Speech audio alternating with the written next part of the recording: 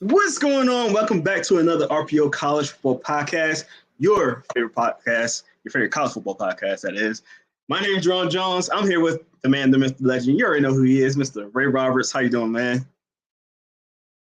Oh, you muted. There you go. How you doing? I said you're good. I'm good. How are you? Good, man. Good, man. I'm excited. I'm happy. You already know why. We're gonna get into it. If you guys been watching our podcast, I know a lot of you have. You can see the smile. You see the smile. There's a reason, and I get to have this smile 3 years in a row, man. But we're gonna talk about it. But hey, man, I'm excited also for this week. Championship weekend. We got a lot of good games. Getting down to the nitty gritty of it, and I love this time of year, man, because we got college football playoffs right now about to start. The championship games and the bowl games about to start. You got high school playoffs. Next week is going to be the championship games and high school, especially Georgia. Excited about that. Then we got the NFL when it starts getting hot at this time. It's getting cold, but it's getting hot. As far as how the playoffs go and things like that, me and Ray's team looking like playoffs team. Well, we already clinched, but Ray's team definitely look like a playoff team. I'm pretty sure y'all will definitely get it as well. So I'm excited. Hope you guys are excited. Is there anybody before? I know we're talking college today, but I'm just curious about the Dolphins real quick. Is there anybody in your division that can overtake y'all? I don't think so, right? Because we have to lose every game. Yeah, because it's the Jets who can maybe. The Bills are the closest team in our season. There you go. Well, the Bills are they just lost to my team, as you see. Yeah, they're 6-6. They're now, 6-6. If we were to nosedive and win one or two games the rest of the season, they went undefeated. Yeah, they'll beat us. What you guys are 8-win team right now? 8-3, yeah. Yeah. Okay. Yeah. It looked like you could get it.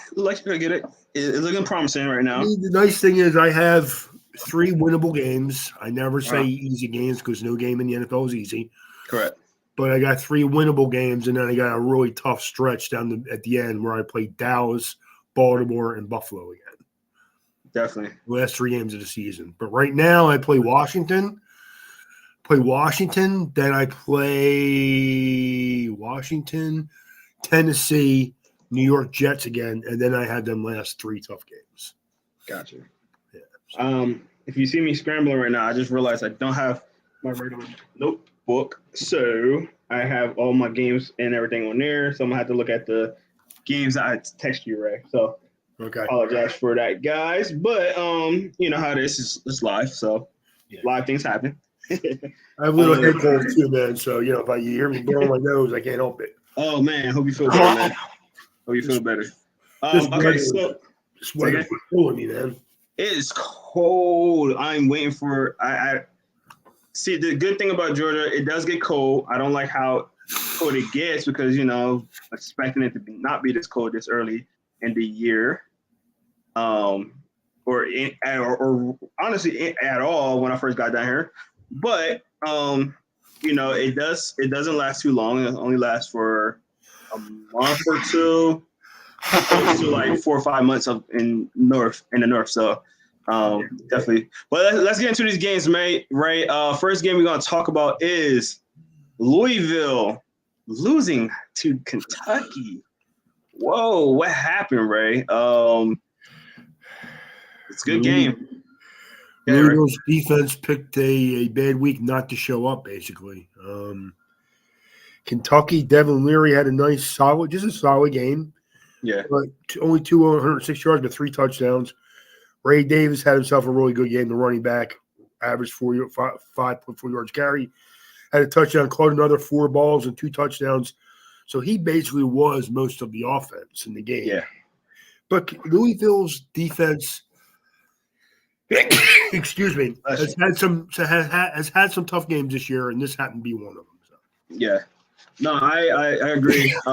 Louisville have been, had some tough games and things like that. Leary, Ray, you get it? Yeah, last night I was awake like half the night. I can't shake my head cold, man. Yeah, Chris in here starting already, man. Don't fire Ryan Day, man. We were gonna talk about it, but don't fire Ryan Day. I kind of like him. Um, Devin Leary, 3 touchdowns, 1 interception in the game, 12 for 24, 12 for 22, 206 yards. Last week we was talking about this game. I was saying that, I'm waiting for Louisville to kind of get that running game kind of going. Now they only rushed for what 25 attempts, which is bad.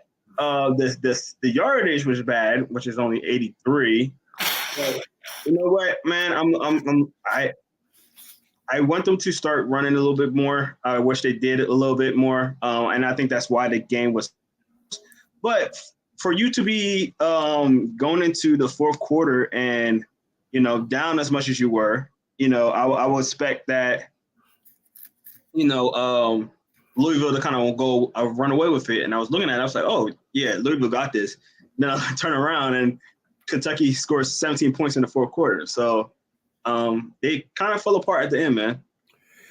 Yeah, it was a little frustrating because I've been rooting for Louisville a little bit since they beat Notre Dame because I was impressed by how well they played, and I liked their coach. Yeah. So I think he's done a good job. I just think that they just had a bad game on defense this past week. So yeah. No, I agree. Yeah, they had a bad game. Unfortunately, it didn't. The fortunate thing about it is that it didn't affect them too much as far as the championship. It did affect them as far as ranking. So it did suck in that aspect, but they are still gonna most likely still get a bowl game, especially if they win this weekend. And we're gonna definitely talk about that for sure. Well, let's get into our next game, and that's gonna be Colorado versus Utah. Now, Ray, obviously this wasn't a game that I think a lot of people thought Colorado was going to actually win. Actually, there was 22 and a half underdogs. So they were expecting a blowout. Obviously, because,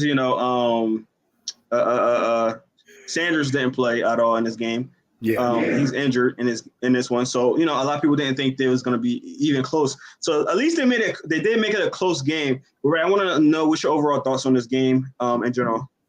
Like you said, considering they didn't have the starting quarterback and he only ran for 37 yards, they actually hung in there pretty well. Their defense gave them shots to stay in the game. And it's a shame, man. Utah, again, was a little stagnant on offense, and you see that from that team. They don't have faith in their quarterbacks. They try to protect them, which is fine.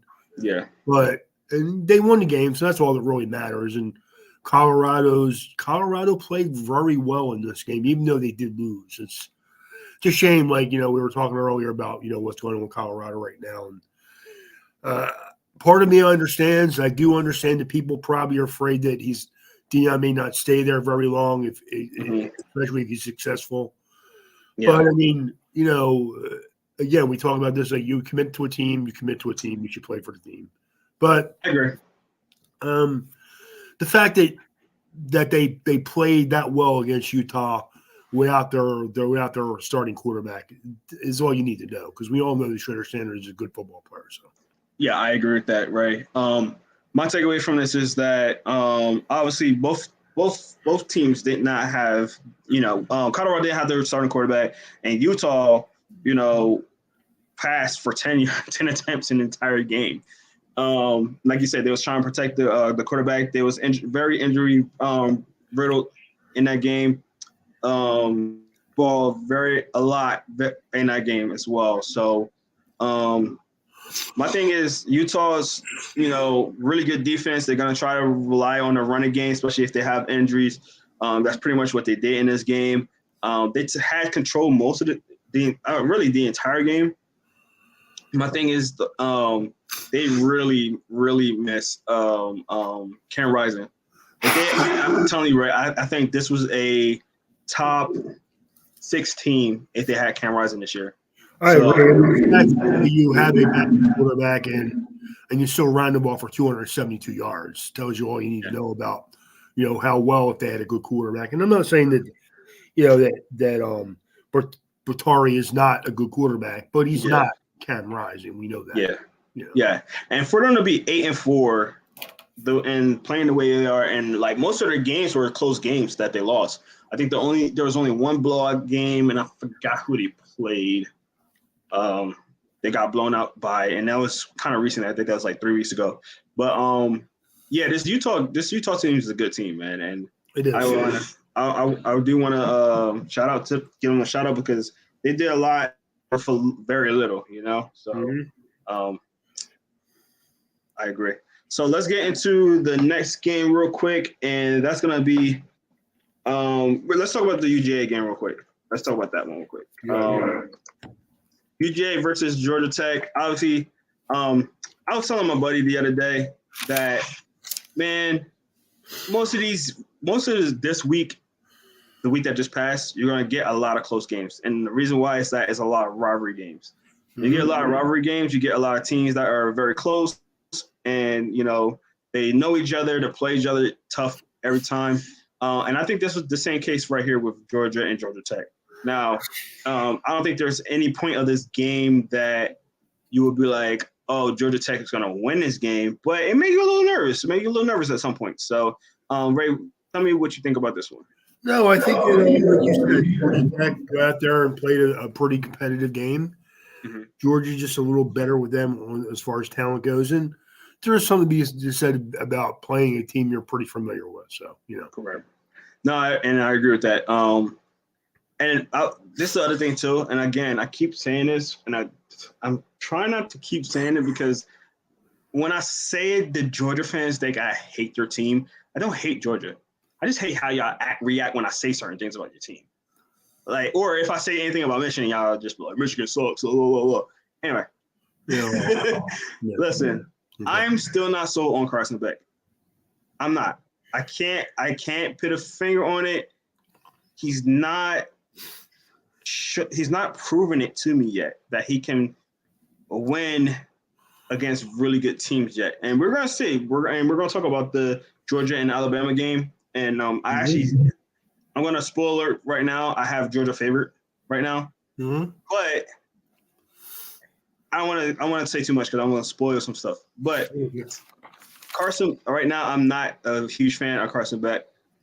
Chris says you're gonna hate Georgia more when they beat you in the college. Man, of course, an Ohio State guy would. Are you rooting for Georgia, man?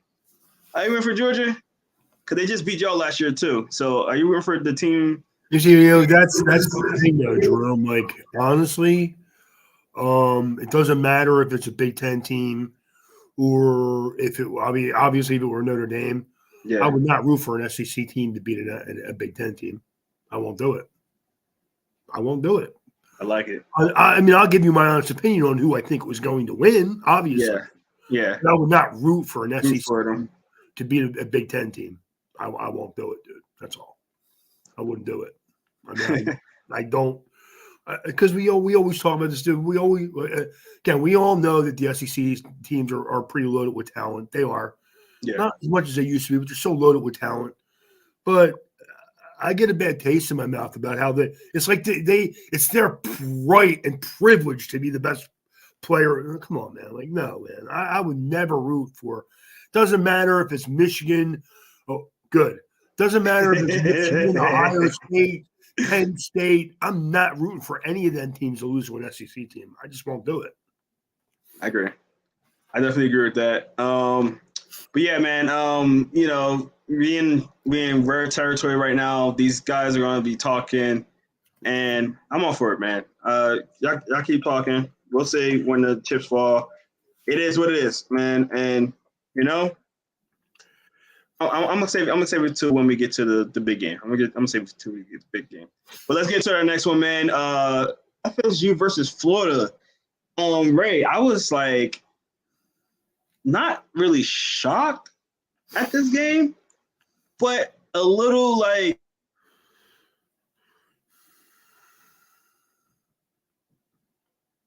no.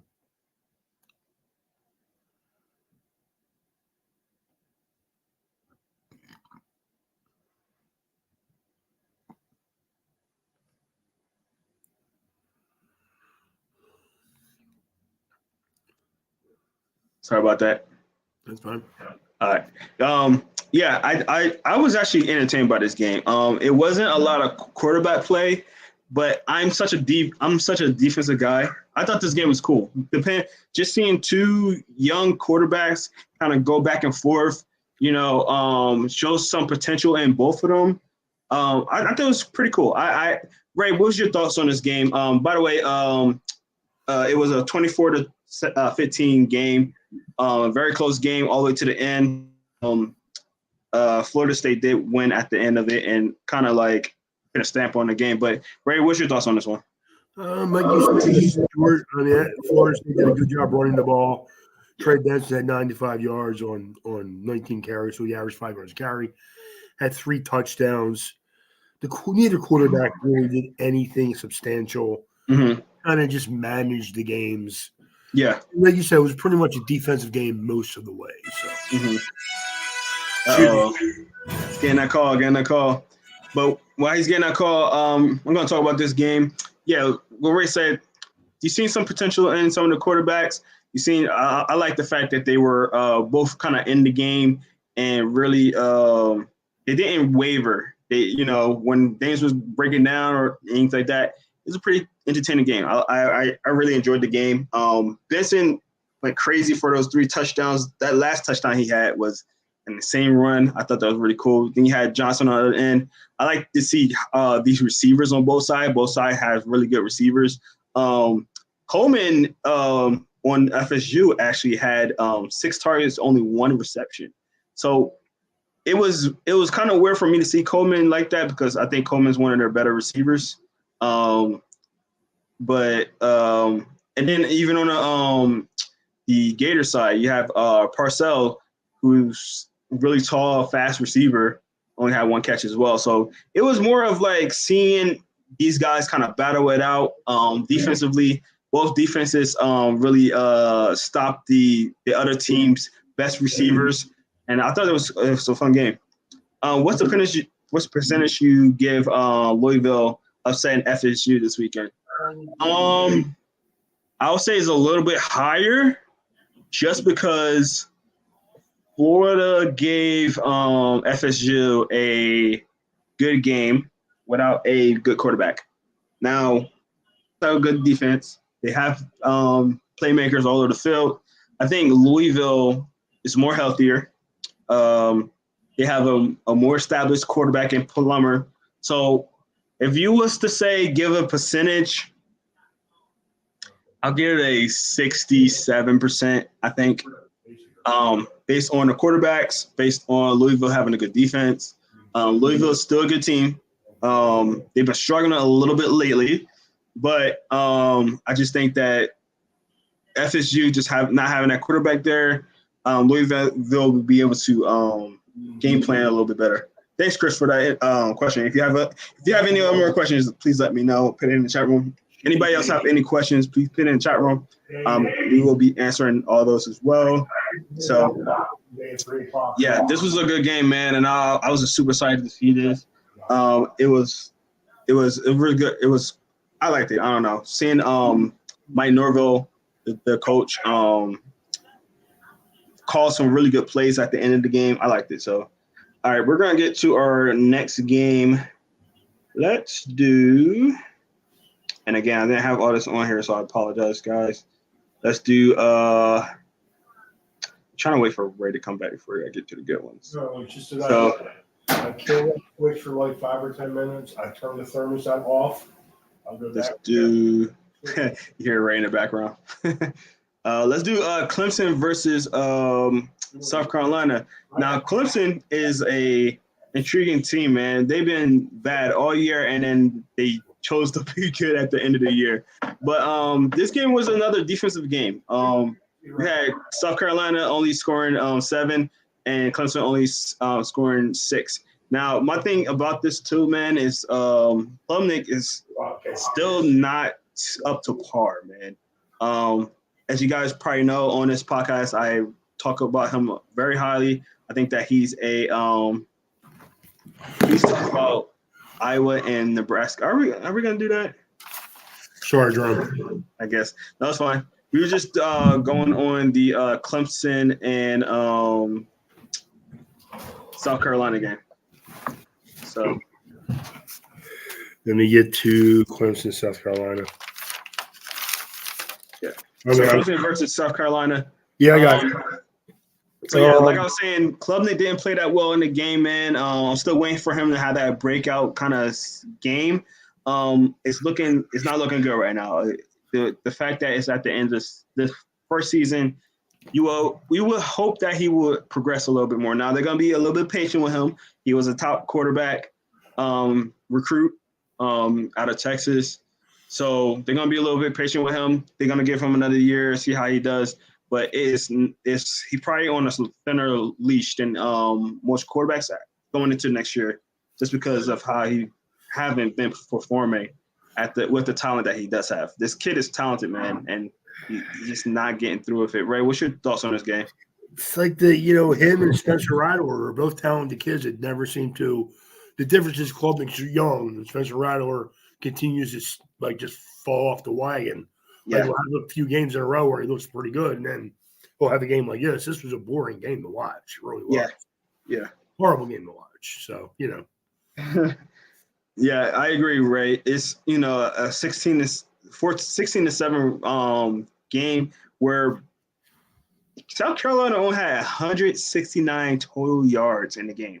Yes, it's just really 169. That's just not. I mean, we could say it's not good enough, but I think everybody knows that. Yeah. So it made Clemson's defense look really good. They have been a lot hotter this last couple of games, man. That defense have. We've been talking about all the talent that's been on our defense and like what's going on, why they can't sustain stuff. I mean, it might be one of those cases where the offense have not been putting enough points on the board or staying on the field long enough where that defense can really thrive, and they're getting tired and things like that. And that does happen. I remember the Chip Kelly days with the Eagles where that offense was coming off the field too fast, and then the defense was getting gouged and tired and this and that. So, and at the end of the day, it kind of like hurt us. So, I think that might be the case. It's fun to have that quick striking offense, but the problem is when you run an offense like that, and you have like 3 or 4 3-and-outs in a row. Yeah, you put your defense in a bad situation. Yeah, so it's like the same thing where if you can't sustain drives on offense, if you're like a Chip Kelly that's have a super explosive offense and you going down the field real fast and getting quick touchdowns, and then your defense is on the field all the time, or it can be the opposite where your offense getting off the field too fast because they're getting 3-and-outs all the time or punting all the time, and your defense getting out there. So you have to kind of operate in a different way to kind of get your team to be good. I mean, especially your defense, especially when you have all that talent on there, and any team defense. You could be any defense, NFL, anything. You have a defense on the field that long, you're going to start seeing leaks in the defense. So that's pretty much a given. I mean, you look at and I know this is a different example, like the New York Jets, man. Their defense goes out there and lays it on the line every week. That's a perfect example. By the time the game ends, they lose by 2 or 3 scores because you can't have your defense out there for 40 minutes, expect them not to give up anything. It's just not. It's not feasible. 100%. No, 100%, Ray, and I totally agree with that one. And yeah, so let's get to our next game. This is gonna be the second to last game that we're talking about. Alabama, Auburn. Ray, talk about 2 teams that know each other, that plays each other very hard, and play to the end of the game. Literally the end of the game. Ray, Alabama squeaks it out. They win 27-24. What's your thoughts on this one, Ray? That, like you said, 2 kids that really know each other. They kind of know what they're going to do and try to come up with a game plan to combat it. I was also just disappointed in Alabama not really having too many sustained offensive drives either. They seem to They scored 27 points, but it just didn't seem like they come off of like broken plays. It was not a whole lot of cohesiveness on the offense. It just they played okay. I mean, it was an okay game. They played down to the level of competition though, a little bit, which they've not done that in the last couple of months. So Yeah, I agree. It was a crazy game. I think it's they had a 4th and 31. Yeah, that's crazy. I don't even remember that play. That's crazy. So yeah, they had 4th and 31. I seen the end of the game where they had a minute 43 left in the game. They were trailing by 4, and they had that insane catch at the back of the end zone to throw it up to the wide receiver, and I thought that was insane to hear that. So here we go. Jerome looks like a new man. Oh man, that had to be Remy. That had to be Remy. Somebody needs to get fired or lose their scholarship for giving up that last touchdown. That was crazy, guy. I mean, I can't say that somebody lose their scholarship on that. That was just I'm going to grab that ball. I'm going to give. You're not going to do anything against that. Like, it was good defense. You can't say he got burned or anything. He was in perfect position. The receiver just wanted them more. That's all. Just wanted them more. You have to get to Ohio State, Michigan game, because we're going to talk about it. But like, if you're like, it's the same thing. If you can't really, nobody really did anything wrong. It just was a good game, and one team had to win. Yeah. No, I agree. One team had to win. One team had to lose. Correct. And we're going to talk about that in a second. If that is Remy, and I'm pretty sure that is Remy, I'm gonna let you cook a little bit. But he over here saying, "Let's hear it, Jerome. We're gonna talk about it. How much do you love Ryan Day? I love Ryan Day. I'm gonna get a tattoo of his face on my back."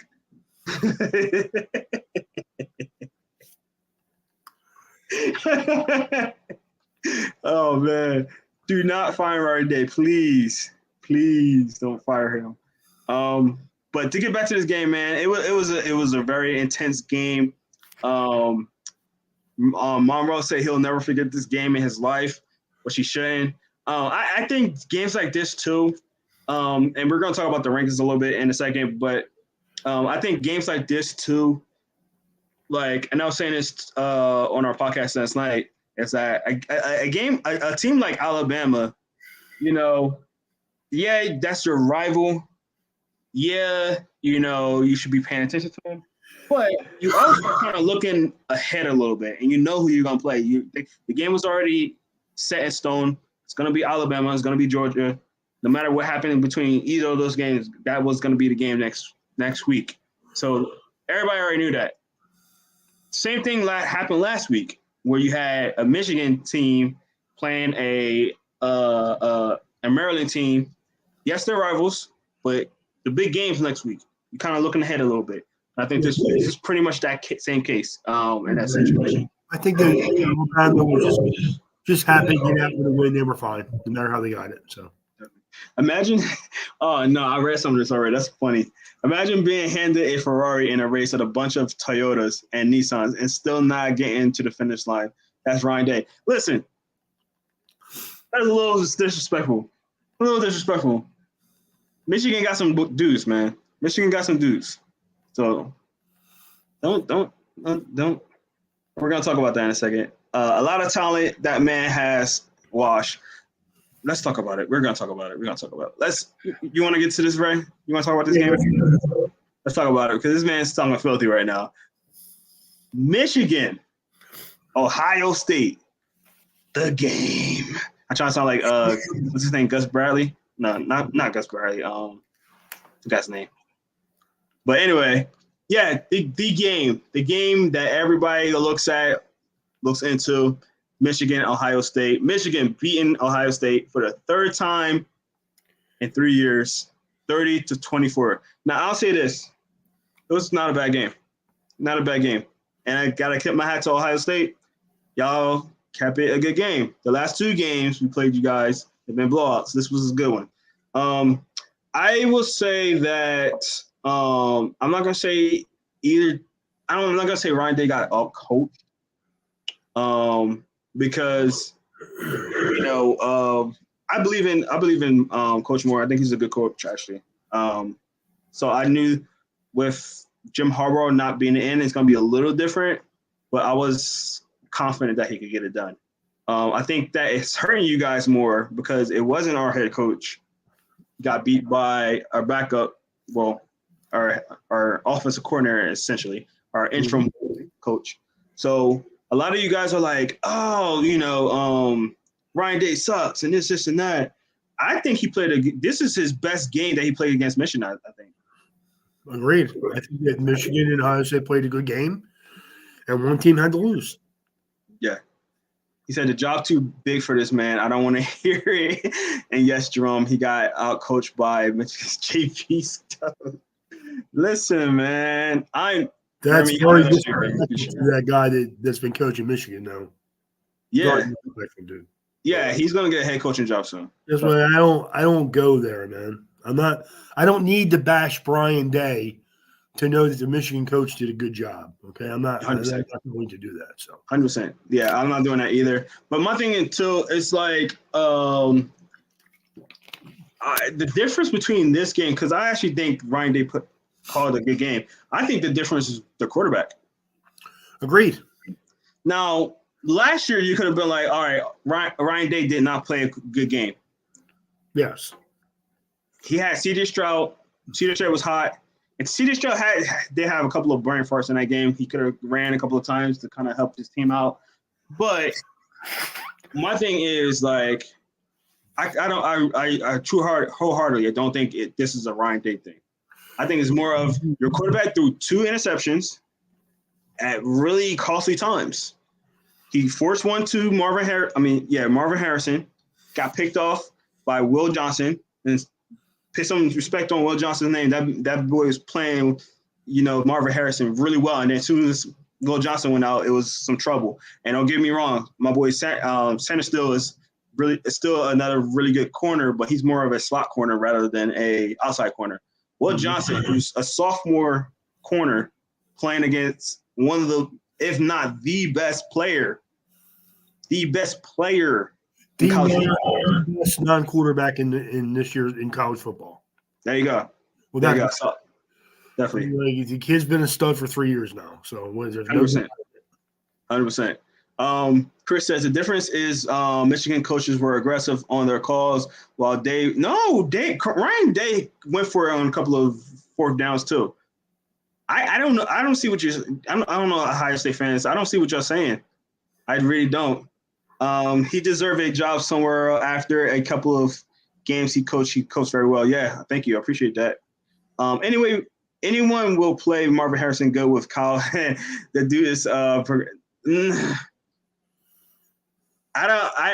kind of agree and I kind of don't agree with that. Well, I mean, again, I agree about a first-year starter. Correct. It's like this. Again, I'm talking about the NFL. It's like the people that want to act like Bryce Young can't play now.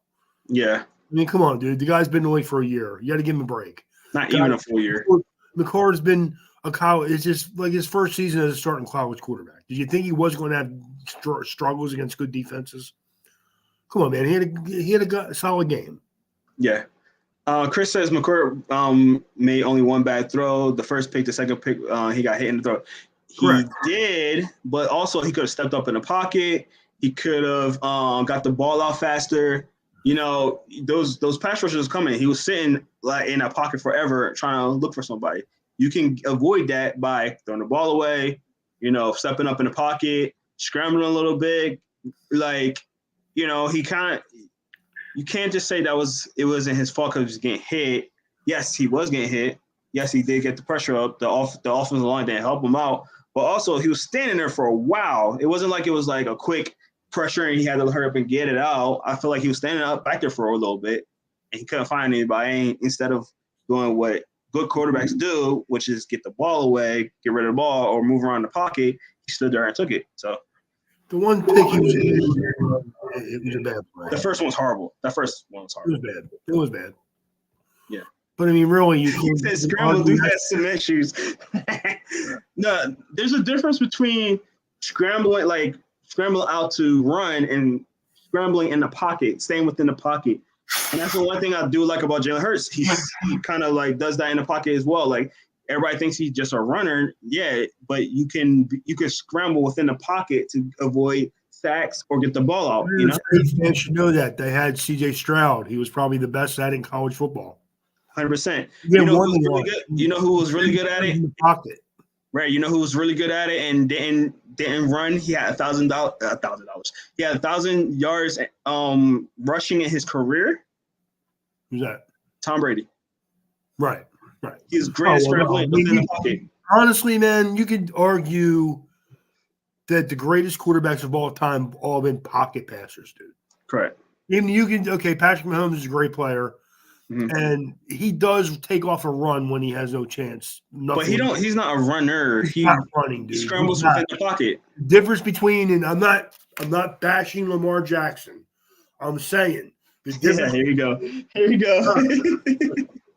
When I see a quarterback and they're in the pocket and their feet are crossing, that should never happen. Sure. If you watch Patrick Mahomes, even when he scrambles, his back foot is behind him. His left foot is to the left, out in front of him. It's never, I'm crossing my feet. That is why you won't win things with that guy. That's all. 100%. Yeah, I agree, Ray. But also, man, I think, I do want to give some more credit to, the coach, man, Coach Moore, because, listen, everybody was talking about, JJ McCaffrey's not looking that good as a quarterback anymore. He's been bad with the coach in there. Coach really put him in good positions, man, and that's what you do as a coach. Your quarterback's struggling a little bit, you put him in good positions. They ran the ball very well. They used different trick plays. They had Orgy come in for a run, or actually 2 runs, to kind of like loosen up the offense a little bit. They had, McCaffrey was actually running a little bit in the game. He was injured, by the way, too, the last couple of games, which people don't really know. Yeah. You had, of course, Blake Corum being Blake Corum, finalizing that game with a big run. But my biggest thing was like that throw by Edwards, man. That was a beautiful design play. And you only can do that if you're a good coach, and you can pull it off at the right time, and that's what he did. So, let's pay a little bit of respect on the coach name, Coach Moore. I think he did a good job. I think that and honestly, college football created this, Also, they lacked aggression. Cost us 3 at the end of the half. Yeah. I agree with that. It's not, in the end, it wasn't the reason why you lost the game. Yeah. Same thing he did against Georgia last year. Yeah, but you can't pin everything on just one play. I think that was just one play, and I think he chose to go in the conservative route on that. And that particular route, like if he was conservative the entire game, I could see that. But like he had aggression in some certain plays. I feel like his game situational calls were pretty good. Listen, I don't like Ohio State at all. I don't like Ryan Day at all. But I will give kudos to work. It happened. He played a really good game. He had me on my toes the entire game. So you're not going to, if you didn't fire him after last year, why would you fire him after this year? You played a good game. Yeah. Last year was a bad game. Yeah. I mean, Michigan basically manhandled them for the middle of the third quarter on last year. Yeah. This year you played a good competitive game. Yeah, we're a little mistakes. Yeah, you could argue that if McCarthy was a little bit not banged up and a little better, they could have won by more too. If Blake Corum gets one more block, he scores out one more touchdown for a 30-yard run, but it just didn't happen. I mean, there's always ways in the game, where things happen, so, he said it's not just one play, it's a pattern with him. There's a reason why he's 1-7 and playing top 5 teams. Hey, if you want to fire Ryan Day, man, go for it. I don't care. I'm sure he'll probably have he'll take like 3.5 minutes to have another job somewhere else, so he's fine. He said he didn't get fired because he had a good loss against Georgia. Yeah. So well, here's where I differ. There's no such thing as a good loss. there you go. Competitive loss, but not a good loss. Yeah, I agree. A loss is a loss. Yeah. Yeah, so. Anything in that second column is not good. So, yeah, man. Like if you wanted to change coaches for, we'll just go back and hire Urban Meyer. I'm sure I'll take the job back. Yeah, he seemed very disappointed after that game. Disappointed that Ohio State lost, or that he wasn't there coaching them? Either one, I don't know. Gosh, fraud, I can't read that guy. He's weird. No, he is a strange guy, and I'm not going to get into what I think about Urban Meyer. We all know what I think about Urban Meyer, but he's fine. And I'm not saying he's not a better coach than Ryan Day. He's a better recruiter. I think Ryan Day has benefited from being the guy that followed Urban Meyer. I'm not dumb. I understand that. But again, if Ryan Day gets fired, like literally the next day he'll have a job somewhere. Yeah. So if you're going to fire him, go ahead and fire him. But you better have an idea of who you're going to put in the spot, because it's not going to be – people don't understand. And Chris – they don't understand, because Chris does understand.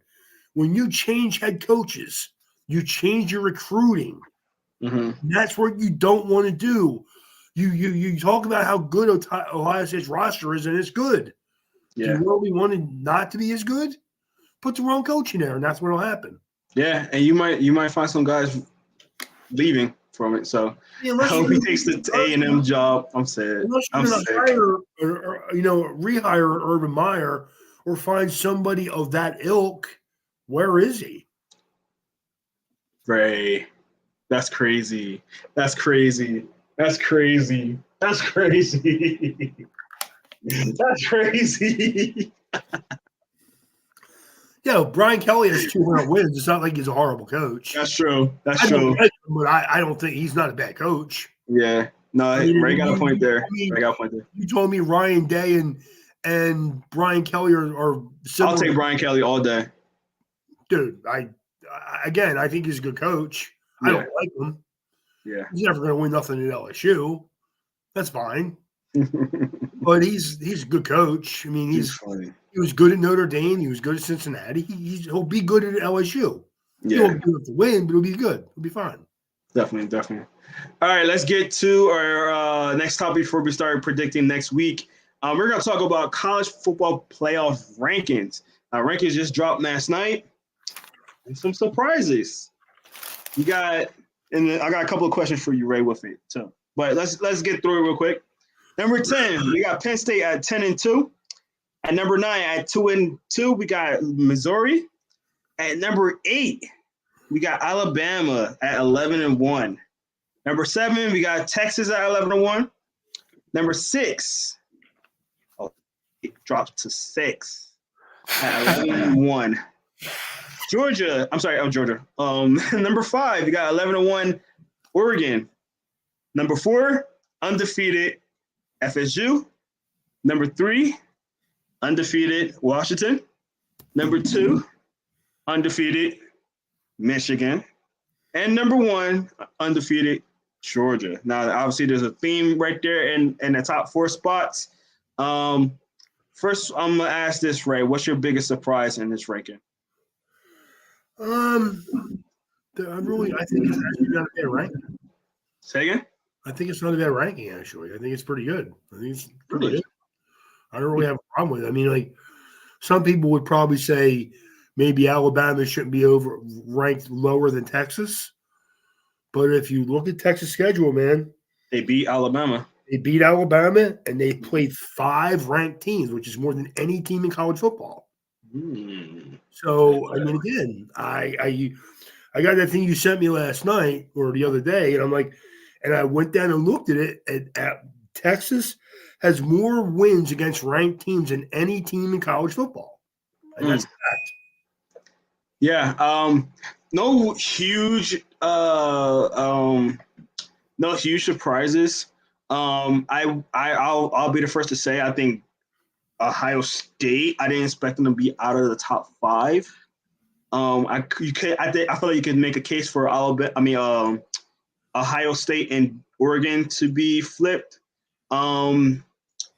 Alabama at 8 is a little surprising to me. I wholeheartedly think they're the hottest team in college football right now. Yes, they struggled a little bit against Alabama. I'm sorry, Auburn. Sorry, they struggled a little bit against Auburn, but they're the hottest team in college football right now. I do think so. So keeping them at 8, a little surprising because some of the scenarios that we're gonna talk about in a second. If that happens and they're at 8, where do you jump? You know? So what's So up with that? one thing you just said, I agree with. I probably wouldn't have moved Ohio State out of the top 5. I would have left them at 5 for right now. I agree with that. Actually, I agree with that. I don't think you should completely take them out of the playoff picture with a loss to Michigan. I don't agree with that. So definitely. Say this for the end, but thoughts on the massive number of quarterbacks heading to the portal. We'll talk about that. We'll say that to the end then, Chris. I appreciate you saying that because there is a lot in the portal right now, and I have a. Well, here's an example though, Drum. You take Ohio State, and Chris thinks the rankings are perfect. Wow. Okay. I except for I think Ohio State should be 5. Mm-hmm. Besides that, I like the rankings. I think if you look at Ohio State, because honestly, like we're saying, Ohio State did not play a bad game against Michigan. They did not. They did not. They didn't do anything to fall as much as they did. Ohio State is another team that played three ranked teams. One of their losses was against a ranked team. The team that was ranked, it fell out of the rankings because they lost a little bit. Yeah, and there was one ranking under them. So it's not like, it was a big disparity in their rankings. It was like they lost to a team that according to the rankings, they thought was very comparable, you know? So, yeah, the rankings were very interesting. I thought it was to see how it was. You're right, Ray. There's not a lot of surprises there. I think the two are Ohio State and Alabama. I think you can make a case for those two, but I do agree with you. I think this is one of the few times that I agree with the rankings for sure. All right, let's get into this scenario real quick before we get to our picks. So obviously, as you see right here, this is considering all these teams are their respective team winners of the conferences. So we got Michigan beating the Big Ten, which is very probable. I was going to say they are going to win, but it's very probable. You got Alabama beating Georgia to go 12-1. You got Oregon beating Washington to go 12-1. You got FSU beating to go 13-0, and then you got Texas beating who Texas play. I forgot who they play. Texas plays Oklahoma State to go 12-1. So, Ray, if you see something like this in this scenario, who would be the one that you leave out? Because actually, if this happens, you might have to leave. Well, you're gonna have to. Obviously, you're gonna leave 2 out. I think, at least. What do you think, Ray? If I had to leave 2 out, it would probably be Oregon and Florida State. Or Florida State. I mean, know what? I'm a fan of Florida State. I want them to be a good team. Mm-hmm. And they've had a really good season, mm-hmm. but they've only played against only 2 ranked teams, and that's all, man. Mm-hmm. We looked at their strength and schedule. There's really nothing there. Yeah. And they beat Clemson, and one of them games against Clemson, who when they played them were ranked, mm-hmm. but are not ranked anymore because they've not had a good season. Yeah. If you look at their game of schedule, strength of schedule, it's not great. So Florida State would be the one team. And I guess Oregon would probably, because again, Oregon they did play 3 ranked teams, but they lost one of them. Mm. So, we'll see, Yeah. Yeah, I agree. I think that's good, right? I don't know. Obviously, Michigan's going to be in there. Alabama, I think you have to pit them in if they beat Georgia. feel like you have to. I mean, obviously, if they lose to Georgia, this is all moot. They're out. Yeah, 100%. I think you have to. And I think Alabama's the wild card in this. I think the Alabama game is literally the wild card in this whole playoff situation. They beat Georgia in any shape or form. They're in. Yeah. And the other teams, Oregon and Florida State, are out. Correct. If Alabama loses, then that opens the door for Florida State or Oregon. Yeah, I think that makes the rankings a lot easier if Alabama loses. If they win, you got to put them in at least number 4, I think. And then Georgia, I think Georgia might go to like 3 or something like that. Michigan go 1, and then if Alabama beats Georgia, I would have Georgia 4 and Alabama 3. Really? Well, yeah. How can you have a team ranked ahead of them that they beat? Yeah, you're right. That's a huge jump, though. That'll be 8 places. I'm sorry, 5 places. Alabama. Yeah, you're right. The guys that make the rankings love Alabama. they all want Alabama in the playoffs. You know that. I do.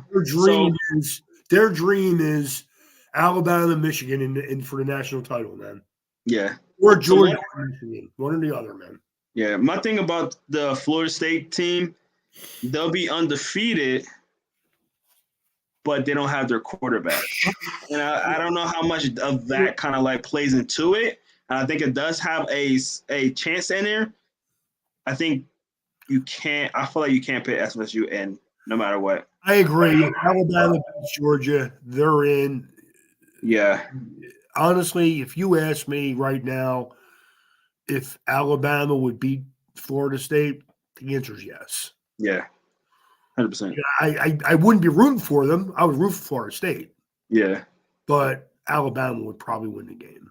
Yeah. So to me, it will be Alabama, Michigan, Georgia, and then out of Oregon and Texas. And if you're gonna do that, I guess I gotta take Texas. So I agree with you then, right? It sounds like I'm agreeing with you. Texas is Alabama, Kansas, Oklahoma, Kansas State. And if they beat Oklahoma State, that'll be 6 ranked teams that they've beaten this year. That's pretty good, man. Yeah, you're right. That's pretty good. So let's see what Chris says. Chris says FSU is the biggest team that can't afford a loss this weekend. I agree, but also I disagree because, again, we just put up a scenario where FSU wins, but I really do think LSU is going to have to hope that FSU don't win. Yes. I mean, Alabama, sorry. Yep. I think that's how it's going to have to be.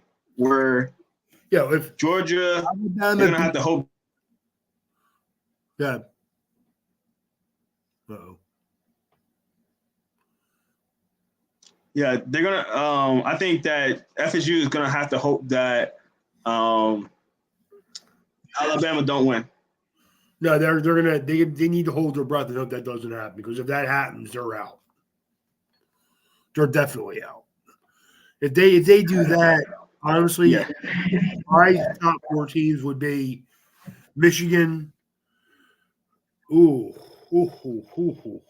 would I put Texas in that scenario? Chris said it best right there. Especially with Travis out there, going to look for any reason to honestly, if you won a good game, you're right, Chris, and that's a good way to look at it. Florida State has no chance of beating those teams without that quarterback. Even if they had the starting quarterback, they probably would beat Alabama. But without him, they have no shot. Yeah. So the fact that he got hurt now really hurts you. And the guys the guys that make the rankings really don't watch the games. They kind of just look at the box scores and kind of determine most of what they do from there. But they do understand if you don't have Jordan Travis, who's been one of the best players in college football most of the year, then that's going to hurt your chances of upsetting anybody, without a doubt. Exactly. They have to hope and pray that Alabama, and honestly, they better hope and pray that Alabama loses by 2 scores. Because Alabama loses a 1 or 2 point score to Georgia, they're not going to be in the playoffs, but they're probably still going to be ranked over Florida State. 100%. I agree with that. So I think that, it's going to be an interesting weekend, especially if that scenario kind of plays out. It's gonna be. I think everybody's eye is gonna be glued on TV on Tuesday, for sure. That's gonna be a interesting situation, and I think that Oregon.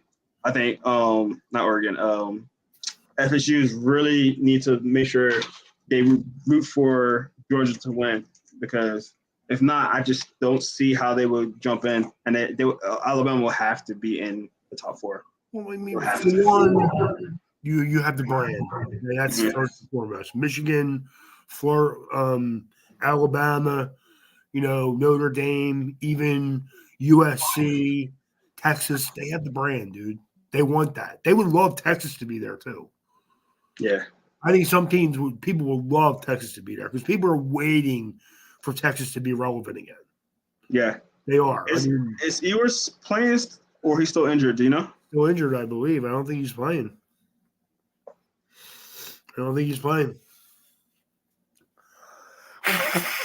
Sorry about that, Ray. Is Ewers playing, or he's still injured? I don't think he's playing. He's playing? I don't think so. We can find out. Nice. No, I don't think so either. Last time I seen, I know it was late in the fourth quarter, but Archie Manning was in the game. So.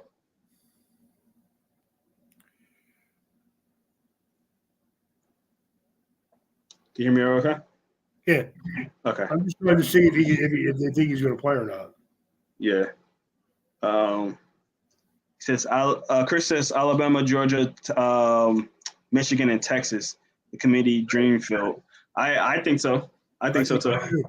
I think if college football, the guys that are setting everything up, if they had their druthers, that would be the scenario for them. Yeah. Because honestly, that's why when they expand this to 6 or 8 teams, man, they think they're making money off this now.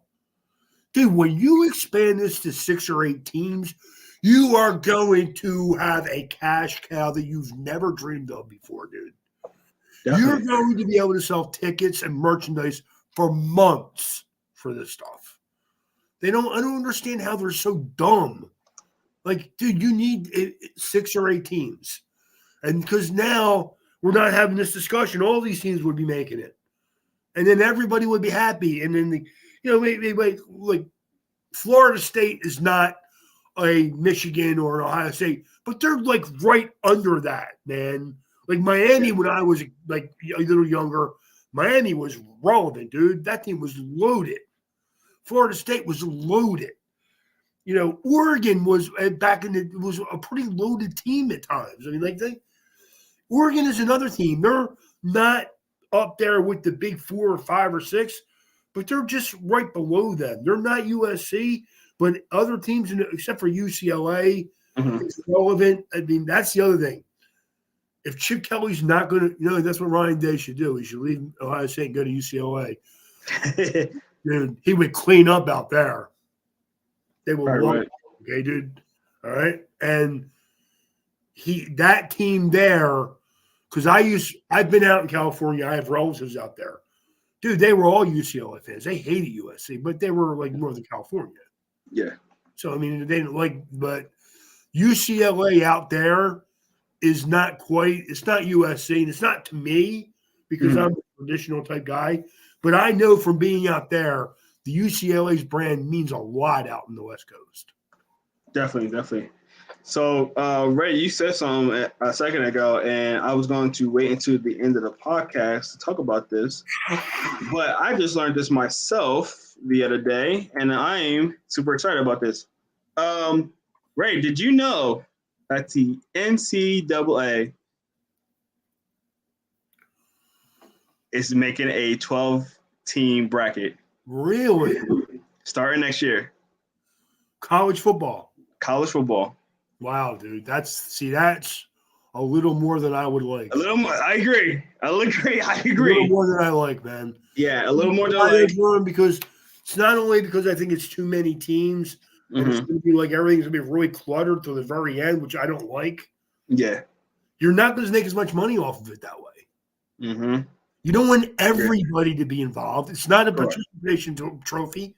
Because the thing is, the top teams are going to play like really bad teams.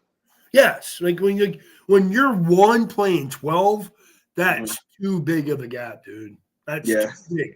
You're going to have some of these teams like, and I respect all the teams in college football. I do. Well, Ray, I'm sorry for cutting you off, but this article, and I kind of like how they're doing it, though. I'm not gonna lie, they're gonna have the top 4 teams have a bye, and all the other teams under will play out. So that actually makes it a little better. Because if you get 5 through 12 playing each other, and you weed that out. This is the only problem with that. Now you have a 5 playing a 12.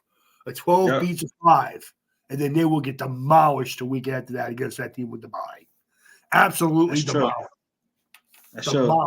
Yeah, we got 5. The old days when the NFC was much better than the AFC, and the championship games were really the Super Bowl in the NFC. Yeah. By the time then teams got weeded out, and then the big teams were playing, it was over. I agree. So I like that idea, and I respect it. It's a good idea. Yeah. But when you have that 5 losing to that 12, again, that 12 is going to play the number 1 seed, and they're going to get demolished. Yeah.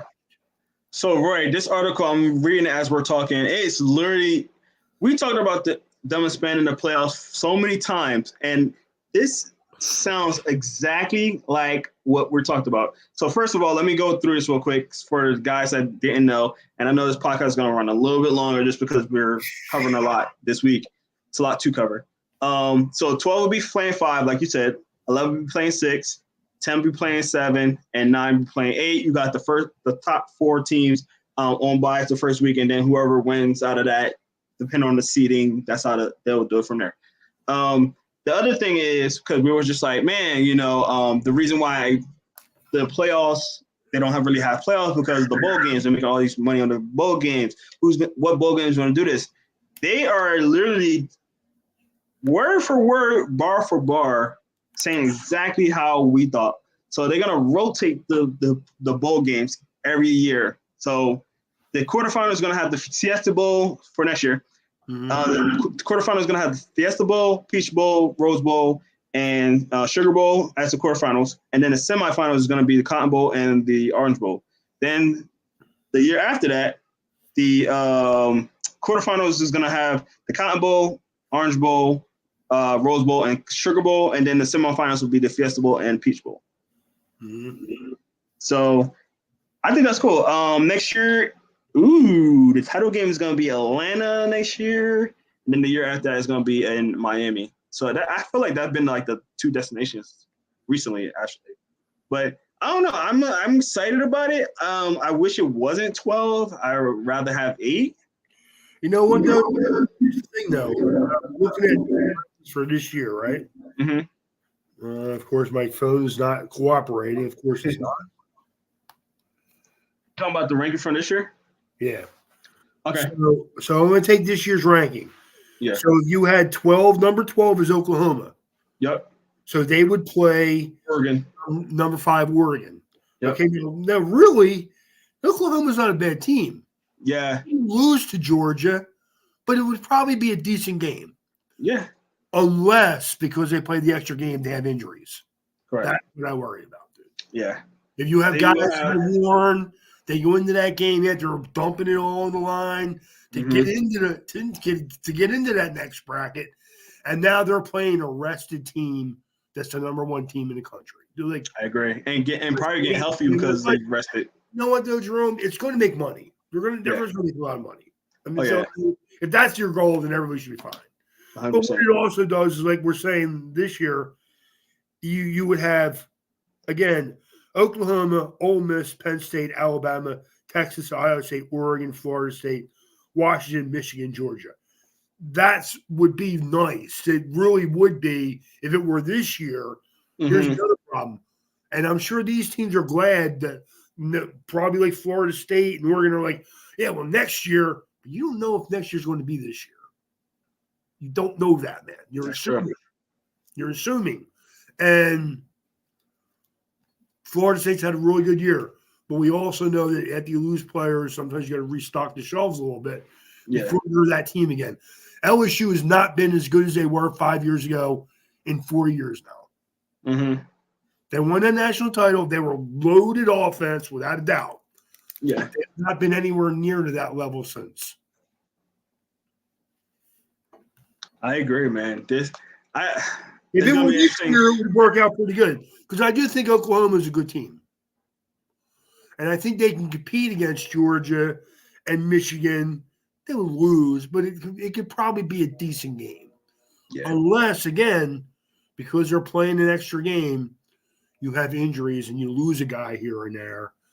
That's usually what decides it, man. Like, especially in the NFL, and I hate to say the NFL because in the NFL, teams are just closer. Mm-hmm. There's not as disparity in talent in the NFL as there is in college football. Correct. So, but when you go there and you have that bye week, that team comes out. Well, I should say this: two ways. Either that team will come out fresh and loaded, or lethargic and not fresh and not playing crisp football. But what happened? Yeah, I got to learn on my thing here. I think I think if it were this year, it would work out pretty good. Mm-hmm. But what's going to happen? Like,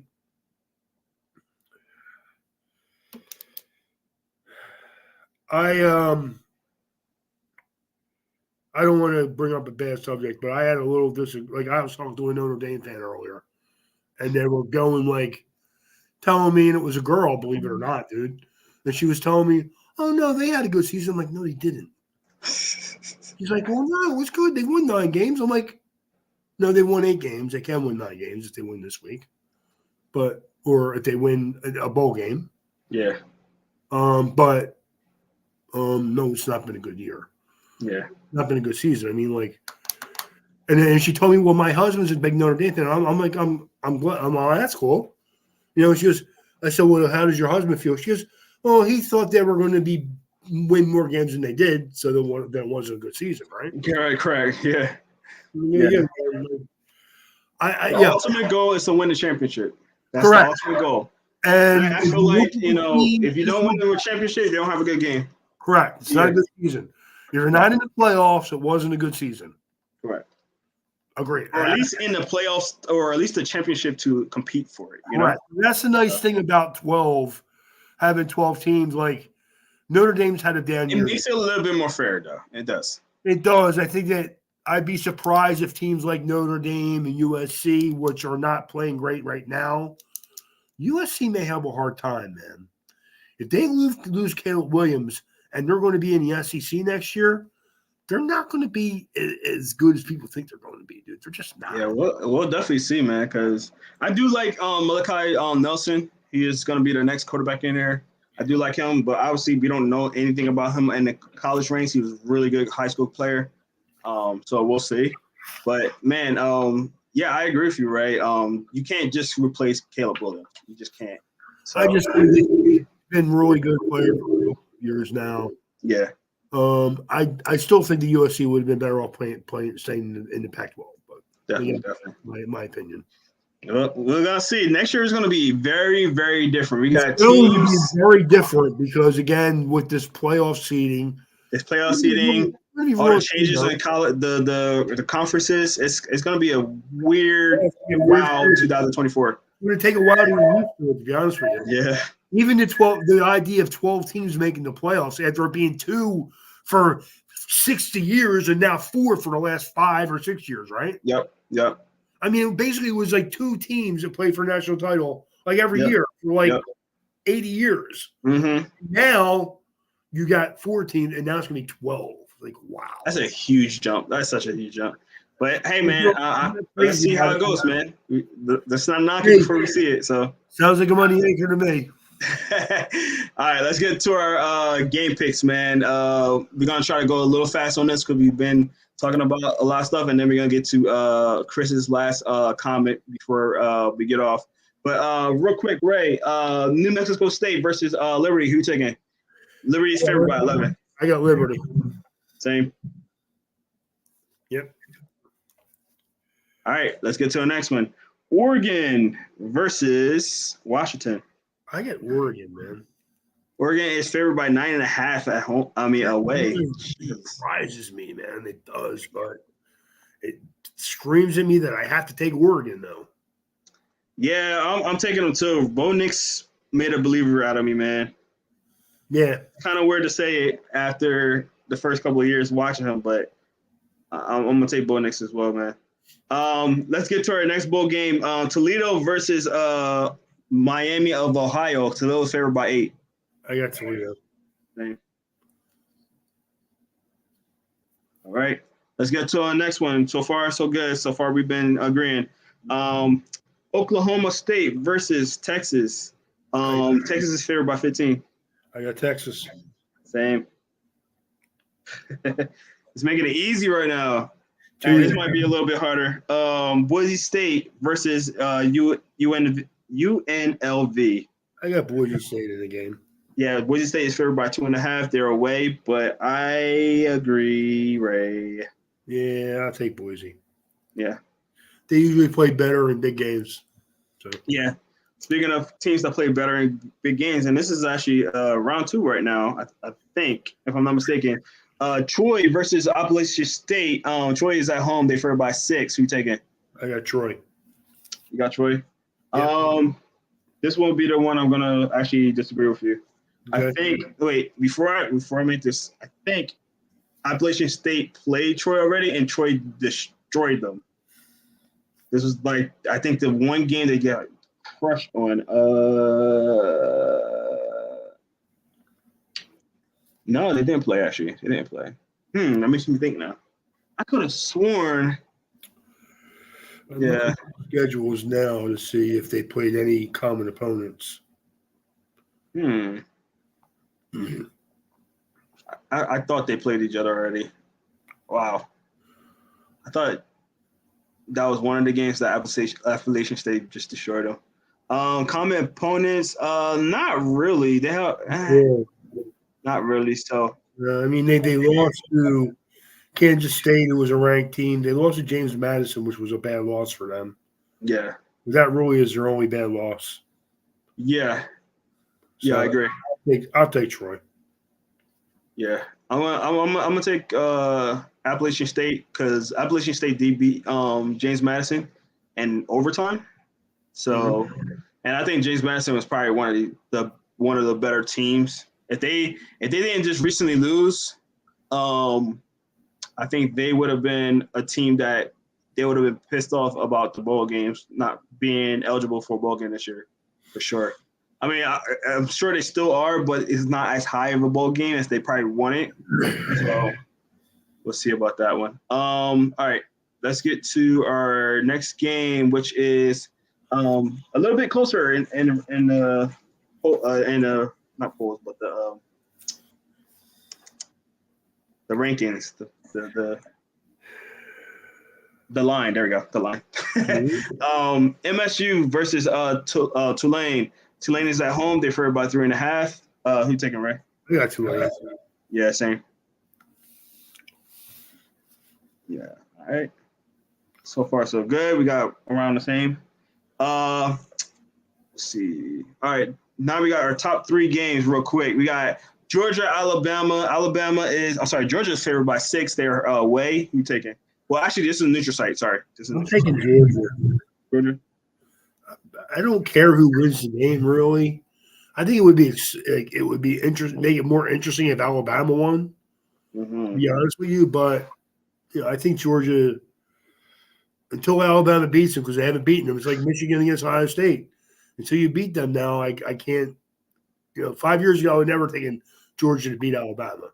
Correct. But the last couple of years, they played well against Alabama, and basically, Georgia's defense is different, though. I will say that. Like last year before, they manhandled Alabama. Yeah. But I don't know if they'll do quite that, but I still think they're going to win. Yeah. Again, don't hate Georgia. I think Georgia fans be acting like I hate them. I don't. I'm actually picking them for this game. I spoiled that earlier. I'm picking Georgia. Georgia's defense is nothing light years away from the last 2 years defense. But being said that, this is still a really good Georgia defense. Alabama, hottest team in the country right now. And I'll go back to back and say they are the hottest team in college football right now. It's gonna. I think this is gonna be a great match. I can't wait to watch this. I will say that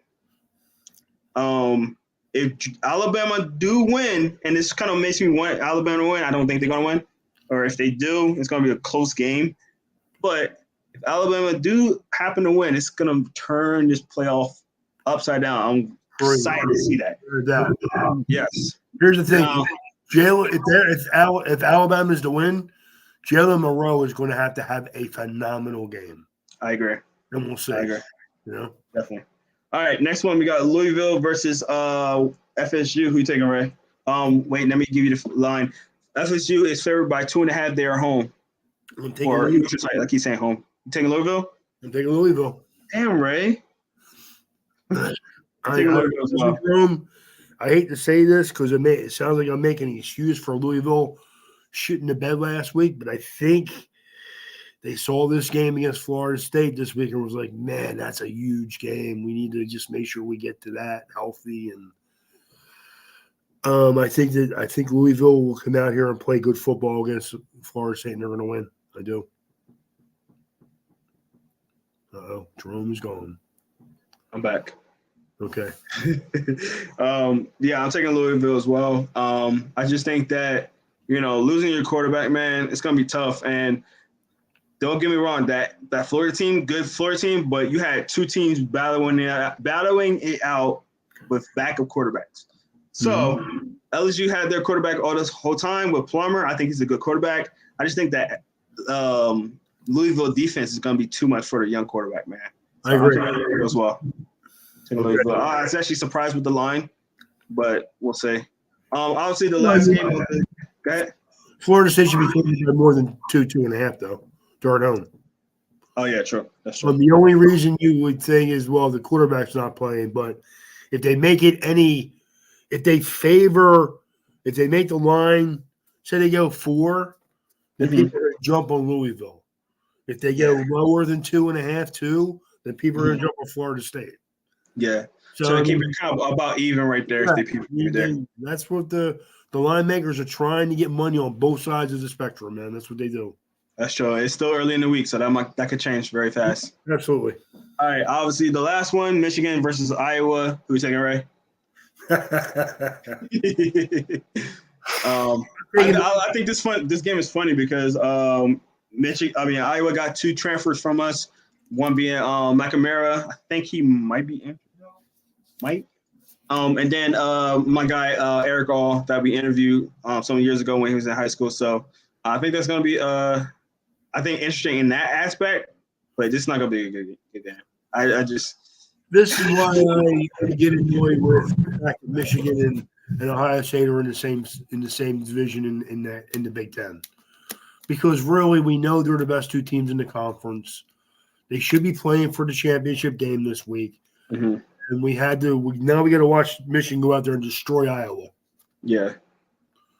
I mean, I'll be honest with you, Jerome. I do think that Michigan could be in a little bit of, coming off a huge win against Ohio State. Yeah, and I think that happened last year too. We were kind of like sloppy in the beginning of the game. Flat maybe, but again, they're going to win by 2 scores.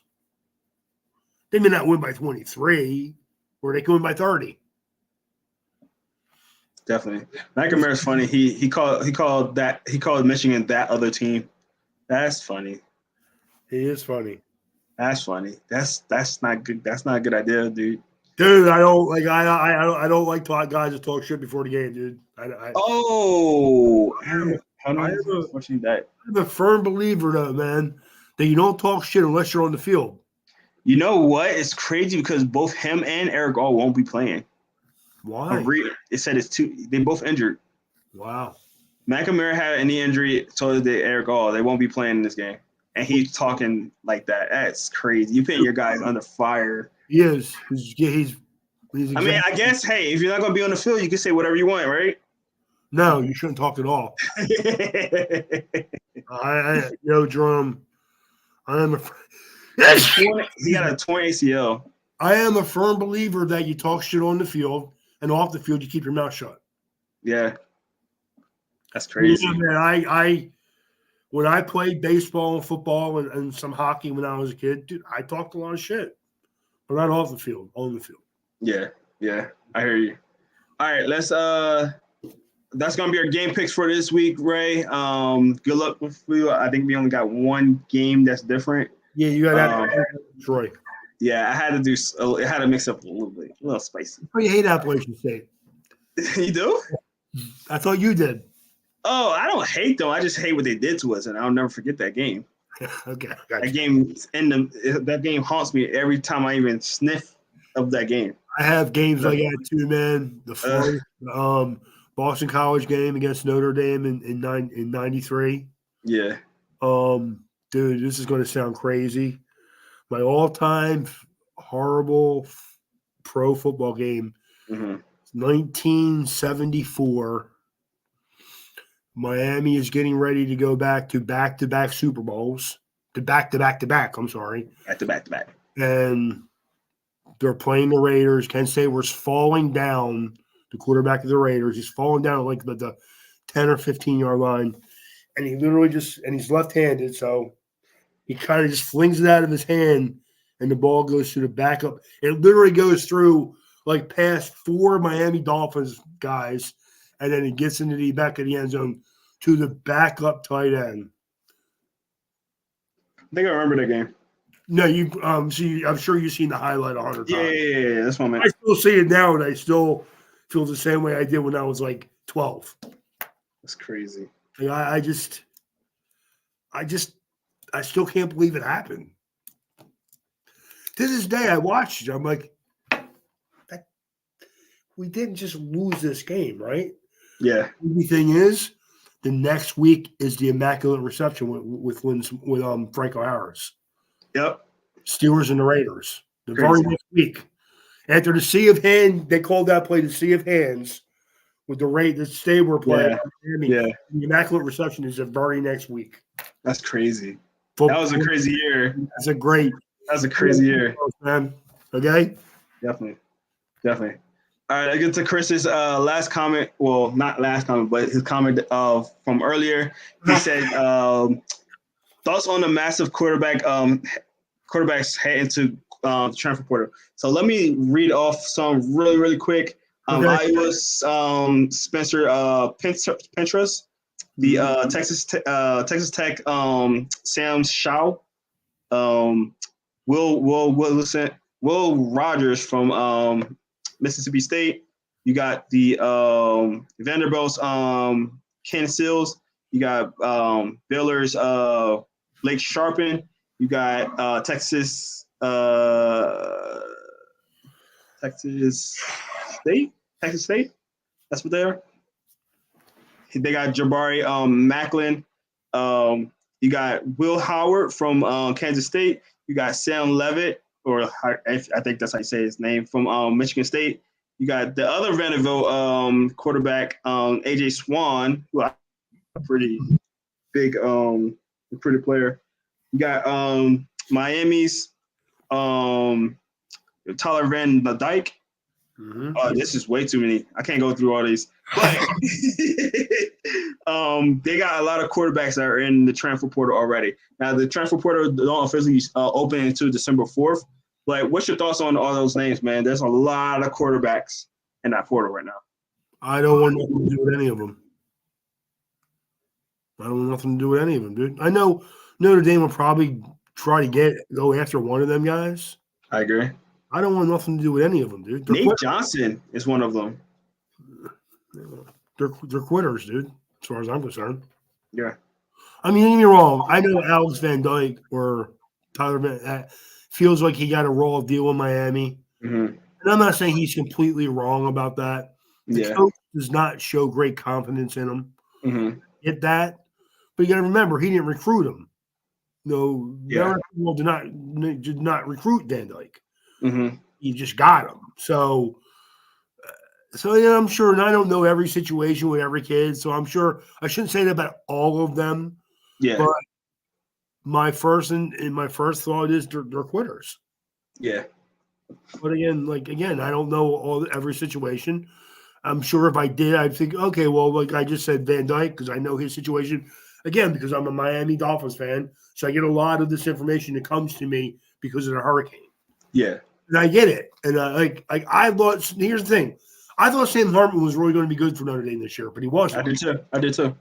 And he wasn't. I mean, because you took a guy who played at Wake Forest with a gunslinger mentality and put him into a system that he really doesn't fit that well.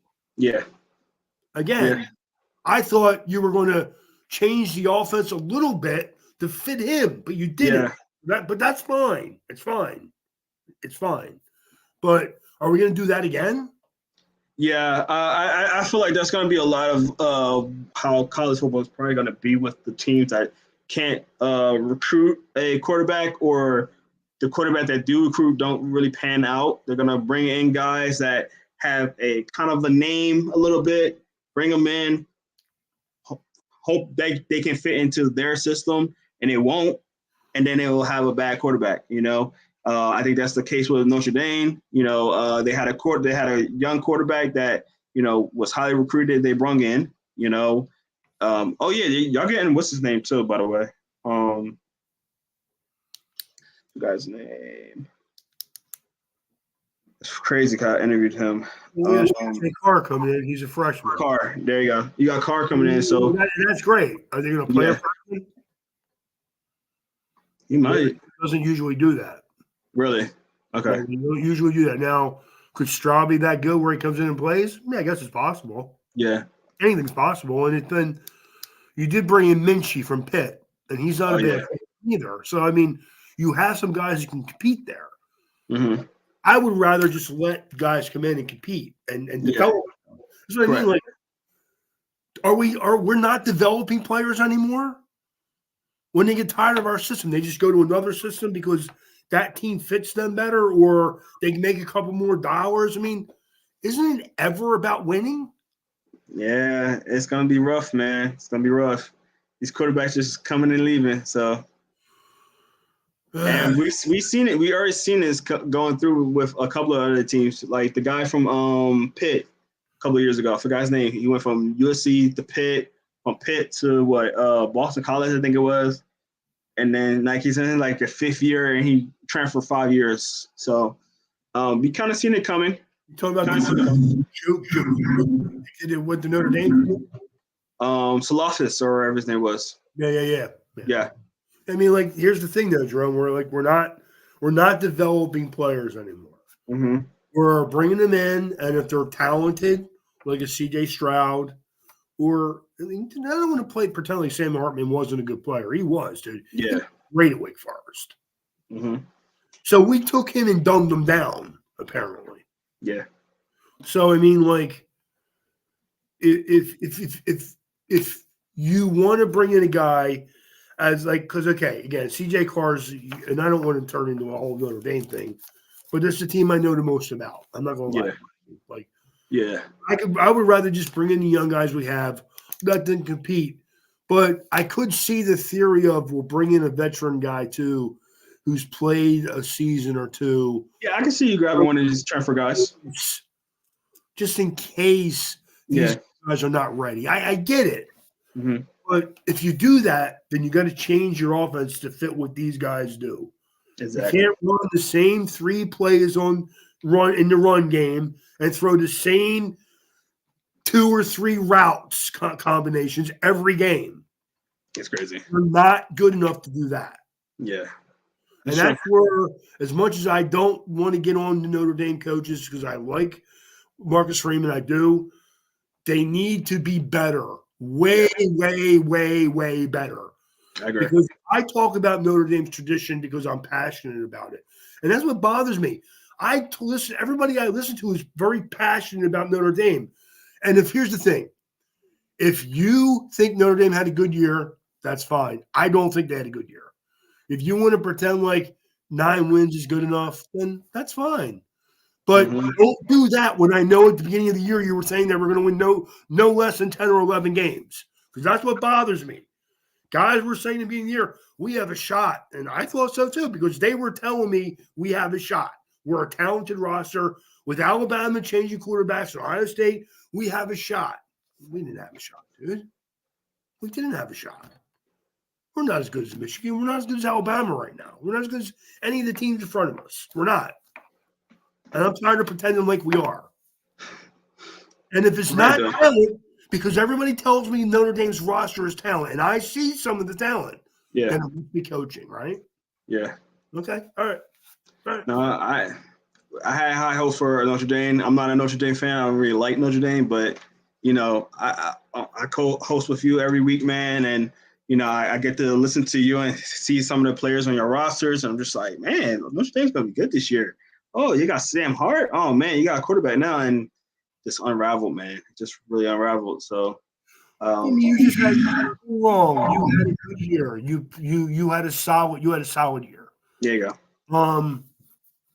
You lost a close game to Ohio State, which is I get it. You were in the game. A little bit of a stupid play on defense where you only had 10 guys out there and they scored a touchdown. I mean, yeah, it still stays with me. I know it was 3 months ago, but I don't care. Okay, fine. That's sticking with me. I'm not even. Right. That's one thing. Yeah. It's like the Louisville game was an abomination. Yeah. Okay, now people will say, and I don't want to use names because I don't want anybody to get mad at me. They'll be, well, Louisville was a good team. Yeah, but Notre Dame was favored by 7.5 points, and you told me they were going to beat them. Yeah. And you know what the thing is, Jerome? I'm old, right, man? But when people tell me things, I listen.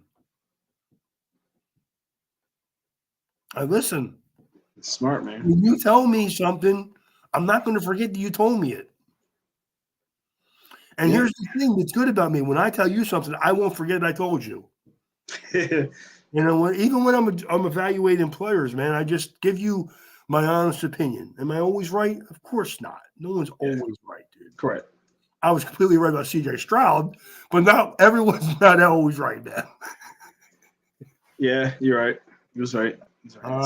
You did say Stroud over Bryce. You did say that. I'll give you that. Dude, I think that kid is, and I like Bryce Young. I think here's the thing. I think if you put Bryce Young in the Eagle system, he could be really good in it. Oh yeah, really good in it. C.J. Stroud is just a different player, dude. Yeah, that's the thing. Like, listen, it's only a few months. No, it's 1 year. Guys, 1 year, yeah, and he can completely turn around. He could. No, I never had a problem with him. I do think he's more of a system player than C.J. Stroud. Mm-hmm. That's the only difference I had in both of them. I love Tua. I like Tua a lot. I mean, people were so on it. Here's what annoys me about that. Well, I'm not sold on Tua. Do you think that I think he's going to have a great career for 10 years? I don't know that yet. Yeah. But am I good where he's at right now? Yeah, he threw a horrible pass against the Jets last week. Yeah. Everybody does that. Everybody throws them. Everybody has that couple throws. You're like, man, what the hell were you thinking? Yeah. But I would, if I could get C.J. Stroud, I would give up Tua for him right now. That's crazy. No, it's crazy. Listen, don't count Bryce out. I think he's still a really good quarterback. The thing about it though is, and this is the thing that we all miss. It's you could go into the all season, and that's literally what we're gonna do because we talk draft as well. You go to the all season, you can evaluate these quarterbacks and evaluate who's better, who should get picked first, this and that. But then at the end of the day, we don't always think about what's the actual team getting them. So I still think Bryce Young being picked number 1 was the best pick because I personally still is a good quarterback. And at the time, yes, but also it could be a product of coaching because coach literally just got fired. That's obviously, dude. Like here's the thing. But dude, Tua is the players around him. yeah, I agree. But you had Frank Reich and drafted and you drafted Bryce Young. Has Frank Reich ever had a quarterback like Bryce Young anywhere he coached? No. So what were you thinking? And apparently that's why he got fired, because he wanted Stroud, and he wasn't really like giving Bryce a chance. He's trying to force feed Bryce a little bit like stuff that he really don't do. And that's what cost Perez his job in Miami. He didn't like Tua, didn't want Tua, didn't think Tua was good enough. Yep. Okay, and I'm not saying one way or the other. They both still have a lot to learn. It's fine. And I know Bryce Young's a good player, and he's going to be a good quarterback. But you do have to put an offense around him, dude. Correct. If you don't and he gets beat up, he's not going to hold up, dude. That's my – and don't get me wrong. Any quarterback can get hurt and be like, dude, I just lost freaking what's his name, Phillips, and no one touched him. I mean, it happened. You know what I mean? Yeah, that's rough too. That sucks, dude. But I mean, like, again, if I were the Carolina Panthers, I would look. I don't know who's on the Eagles' offensive staff. I don't know who. Brian Johnson. I don't know who it is, dude. Brian Johnson. He's their offensive coordinator? Is he any good? He's okay. He struggles a lot. He does. First year. I'm not. A lot of Eagles fans on him. I need someone with a track record. Yeah. But I think if you put him in an offense with like a Jalen Hurts, and don't get me wrong, I understand that Jalen Hurts has a great offensive line and great receivers. Carolina's receivers are not horrible. They're not. The offensive line is bad. Yeah. That's the number one problem with Carolina. Yeah. But honestly, dude, if I had Frank Reich as my coach and he said to me, well, I don't want Bryce Young, I want CJ Stroud, I'd be like, dude, then you're fired. Definitely. I'm wasting my time here then. Definitely. I'll go find somebody else that coaches them. I don't know all the coordinators in the league, dude. I only know the ones on the teams that I like. And there's no offensive coach that stands out to me that much. But I know that if you get the most out of Bryce Young, you're going to have to move him around and use his athleticism to create passing windows and to use his legs. And you need to put a good running game around him. Yeah. No different than Jalen Hurts, no different than Lamar Jackson, no different than Tua to a certain extent. Tua's not as athletic as those guys, but he needs a strong run game to do everything else. No, I agree. But yeah, let's wrap it up though, guys. We appreciate everybody. We appreciate y'all listening to us on the RPO College Football Podcast. You know, we're on an hour and almost 40 minutes. So you could tell this was a great to talk about college football. So we do appreciate everybody.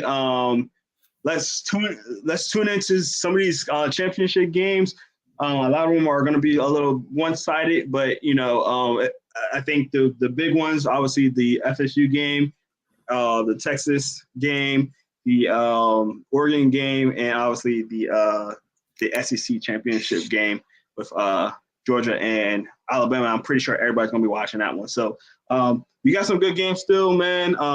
Tune in to see who wins, get our full analysis next week and everything like that. So that's gonna do it for us today, guys. I'm Jerome Jones. That's Ray Roberts. Make sure you like and subscribe us on YouTube at QR code button right over there where Ray is. Make sure you go look. I'm pointing at it pretty well this time. Hey, that's good. Make sure we like and subscribe. That's definitely supports us, and we appreciate everybody that goes on. Obviously, we thank Remy and Chris, the Ohio State fans, coming in here representing their team, voicing their opinion. We do appreciate that. If you have your own opinion about your team or any of these teams, definitely you can look at this on a replay. Definitely go put a comment down in the comment section below, and we will answer it. So again, I'm Jerome Jones. That's Ray Roberts. Thank you guys so much for tuning in. We appreciate y'all, and we see you on the next one. Peace.